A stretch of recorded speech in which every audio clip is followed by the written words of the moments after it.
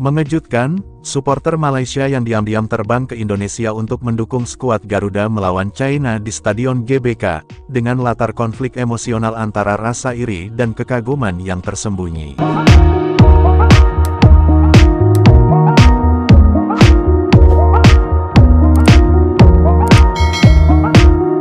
Jakarta, malam itu, angin berembus lembut di tengah gemuruh sorakan yang menggema dari Stadion Gelora Bung Karno.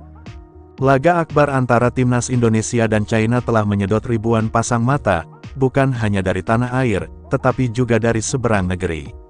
Di tengah lautan merah putih yang berkibar, ada sekelompok orang yang tidak mengenakan atribut mencolok. Mereka datang diam-diam, tak bersuara terlalu keras, namun matanya menyala, seakan terbakar oleh semangat yang sama seperti supporter tuan rumah. Mereka adalah orang-orang Malaysia, bukan diplomat, bukan ofisial tim, bukan pula wartawan. Mereka supporter, penggemar sepak bola sejati. Mereka menanggalkan warna kuning harimau demi merah putih malam itu.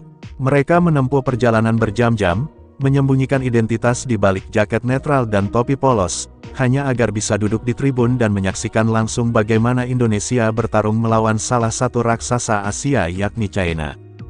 Kenapa? Mengapa mereka tak mendukung tim sendiri?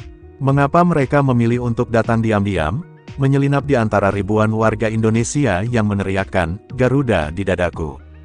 Sebab sesungguhnya, di balik rivalitas yang membara, di balik sindiran dan cibiran yang sering berseliweran di media sosial, ada satu hal yang tidak pernah mereka akui terang-terangan, kekaguman. Malaysia, selama ini, menyimpan rasa iri yang mendalam pada Indonesia.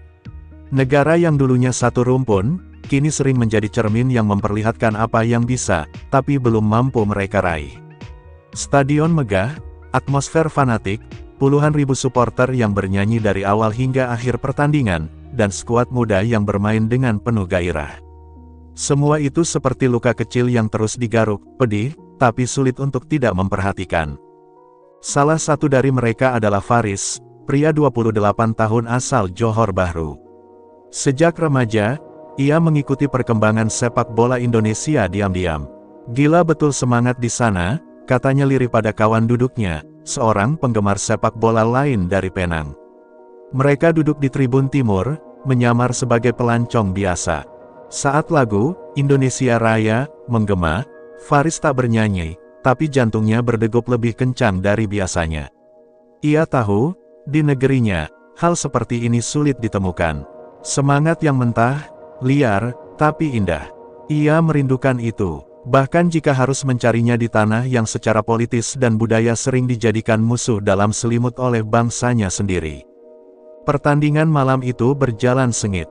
Indonesia dan China saling serang, namun Garuda bermain seperti tak ingin mati, berlari, menekan, bertarung di setiap bola. Stadion bergemuruh setiap kali Marcelino dan Ole Romeni menggiring bola melewati 2-3 pemain lawan. Dan di tengah sorakan 80.000 lebih penonton Indonesia, suara kecil dari Faris dan kawan-kawan ikut meletup. Mereka tak lagi peduli. Mereka bersorak, walau pelan, saat kiper Indonesia menggagalkan tendangan keras pemain China. Faris berdiri, matanya berkaca-kaca. Kita harus punya macam nih di Malaysia. Tapi susah, gumamnya. Di luar stadion, mereka kembali menjadi orang asing. Tak ada yang tahu siapa mereka sebenarnya. Tapi mereka tahu, mereka membawa pulang sesuatu yang tak bisa dibeli dengan uang, pengalaman mencintai dari jauh, dalam diam, meski untuk negara yang selalu jadi lawan dalam sejarah sepak bola dan politik. Mereka adalah saksi bisu, pengagum rahasia, dan, secara ironis, pendukung yang tak pernah diundang. Dan saat mereka pulang ke Malaysia keesokan harinya, mereka membawa cerita itu hanya untuk diri mereka sendiri, atau paling banter, untuk komunitas kecil yang sama-sama mengakui dalam diam bahwa di balik rasa iri, ada rasa kagum. Di balik persaingan, ada pengakuan bahwa kadang, musuh dalam selimut itu bukan benar-benar membenci. Kadang, mereka hanya ingin jadi seperti kita.